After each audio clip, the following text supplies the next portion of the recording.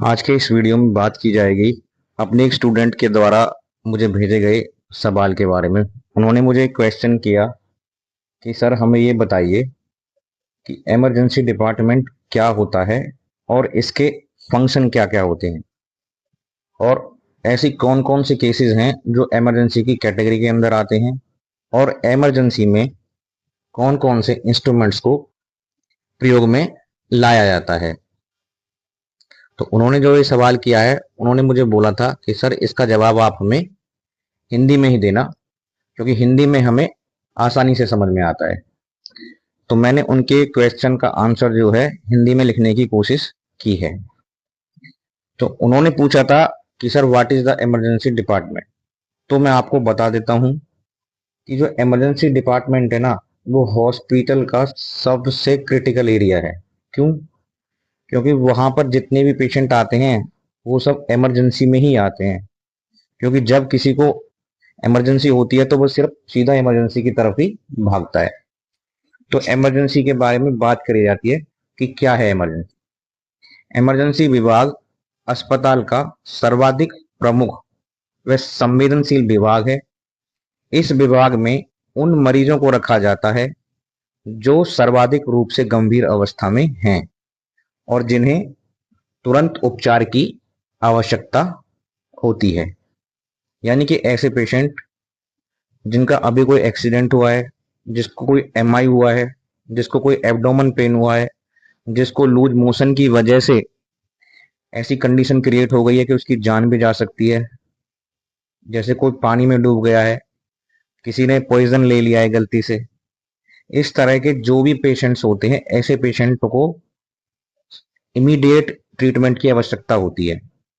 तो ऐसे पेशेंटों को एक अलग वार्ड में रखा जाता है, लाया जाता है इलाज के लिए, जिसको हम इमरजेंसी डिपार्टमेंट बोलते हैं। क्योंकि वहां पे उन पेशेंटों को सबसे प्रथम तौर पे देखा जाता है, यानी कि वो उन्हीं के लिए ही है।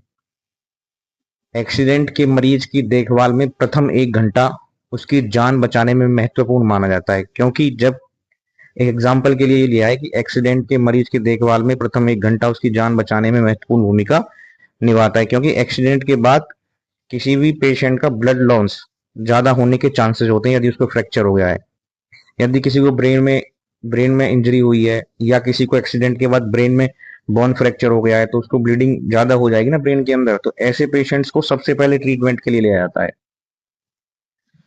और एक्सीडेंट के मरीज को यदि 1 घंटा पहले ट्रीटमेंट मिल जाए, यानी कि एक्सीडेंट हुआ और वो हॉस्पिटल 1 घंटे से पहले पहले पहुंच जाए, तो ऐसे मरीजों की जान बचाई जा सकती है। अब बात करते हैं उनका दूसरा point, type of emergency cases. यानी कि वो कौन कौन से केसेस होते हैं जो इमरजेंसी कैटेगरी के अंदर आते हैं। देखिए, जो मेडिकल इमरजेंसी है उसमें cardiac arrest, MI myocardial infarct, cardiac shock, ये जो केसेस हैं ये मेडिकल इमरजेंसी के अंदर आते हैं। इसके बाद जो नेक्स्ट केस है, टाइप ऑफ इमरजेंसी का जो पहला केस है उसका नाम है surgical emergencies. Second case, sorry, first case medical emergency था एंड सेकंड केस है सर्जिकल इमरजेंसी। सर्जिकल इमरजेंसी के अंदर जो केसेस आते हैं उनमें acute abdominal pain, acute appendicitis, acute pancreatitis, और भी केसेस हो सकते हैं। बस मैंने आपको समझाने के लिए कुछ केसों को एग्जाम्पल के तौर पे लिया है। यहाँ पे आप एक वर्ड होता है एक्यूट और क्रोनिक, उसको समझना आपके लिए जरूरी है। एक्यूट का मतलब होता है कि जो जस्ट आपको अभी हुआ है। क्रोनिक का मतलब हुआ है जो बहुत लंबे समय से आपको चलता आ रहा है।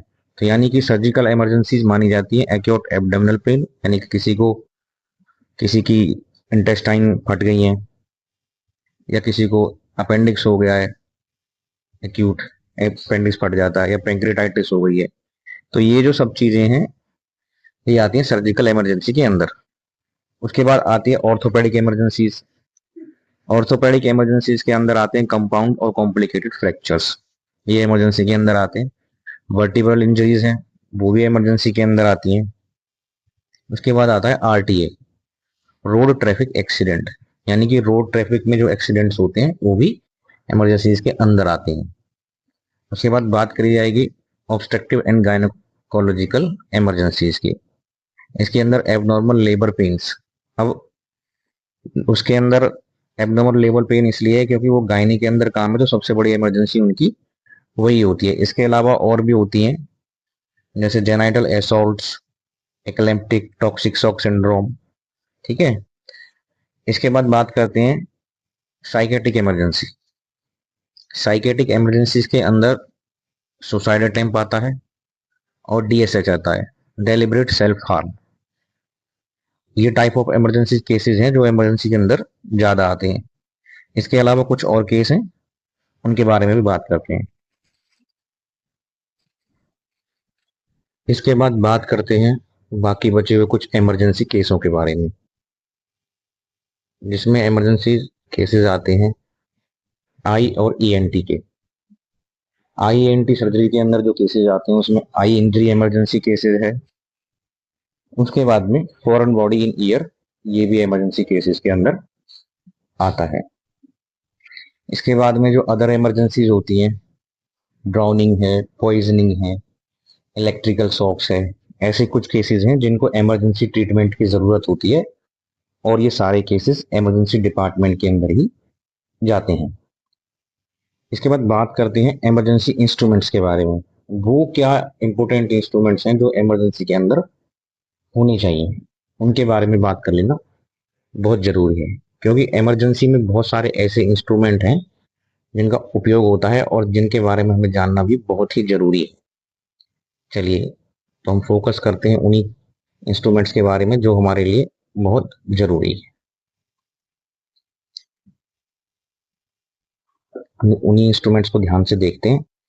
देखिए, सबसे पहला है एम्बू बैग।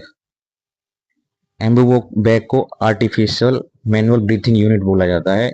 ये बहुत जरूरी है। जो एडल्ट के लिए इसकी कैपेसिटी आती है वो 1200 ml की होती है, और चिल्ड्रन के लिए इसकी जो कैपेसिटी आती है वो 500 ml की होती है, और इन्फेंट्स के लिए इसकी जो कैपेसिटी है वो 250 ml की आती है। इसको आर्टिफिशियल मैनुअल ब्रीथिंग यूनिट बोला जाता है, जो इमरजेंसी कंडीशन में किसी भी पेशेंट को ऑक्सीजन प्रोवाइड करने का काम करता है।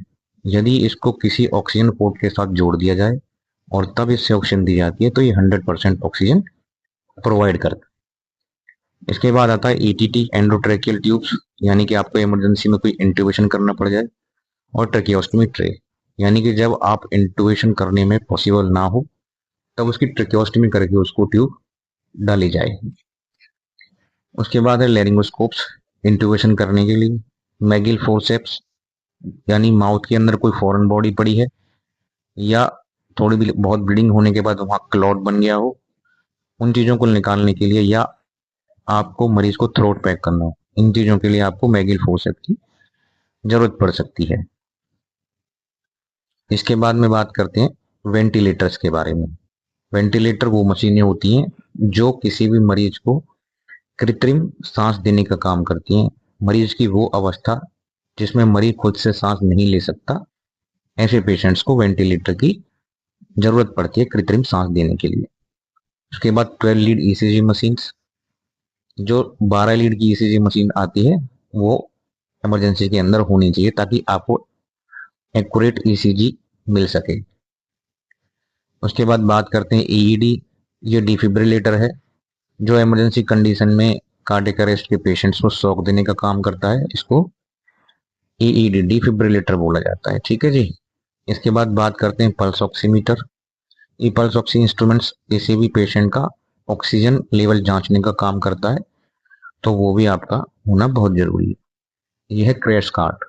क्रैश कार्ट के अंदर आप वो सारी इमरजेंसी इसेंशियल ड्रग्स रखते हैं जो किसी भी इमरजेंसी सिचुएशन में आपके मरीज के लिए आवश्यक होती हैं।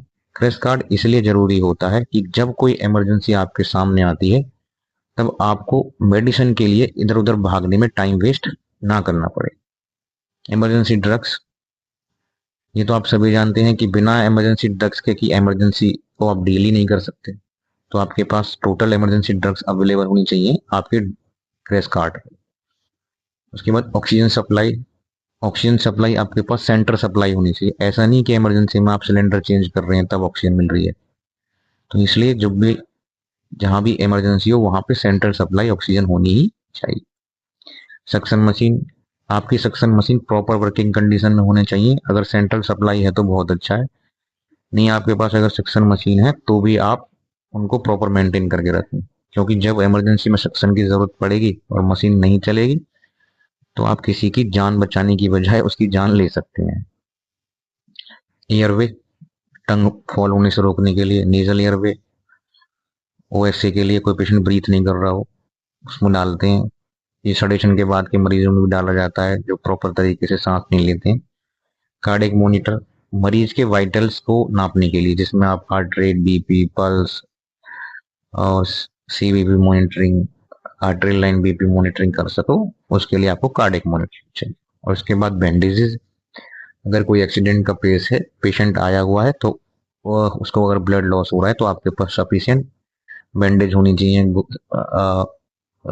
कॉटन रोल होनी चाहिए, गॉज पीस सफिशिएंट मात्रा में होनी चाहिए। ये सब चीजें आपको इमरजेंसी कंडीशंस में इस इंस्ट्रूमेंट्स की जरूरत पड़ सकती है। तो मैं सोचता हूँ कि मेरे स्टूडेंट ने जो सवाल मुझे किया था उन्हें इनका जब उसका जवाब मिल गया मुझे, क्योंकि मैंने ज्यादातर उनको बता दिया है कि इमरजेंसी डिपार्टमेंट क्या होता है, इसके फंक्शन क्या होते हैं, कौन कौन से इंस्ट्रूमेंट्स वहाँ यूज होते हैं, कौन कौन सी इमरजेंसी सर्जरी आ सकती है।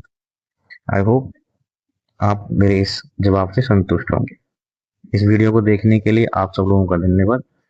हो सके आपको कोई इंफॉर्मेशन मिली हो तो मुझे आप लाइक करके मेरे इस चैनल को सब्सक्राइब जरूर करें ताकि मेरा हौसला और बढ़े। Thank you.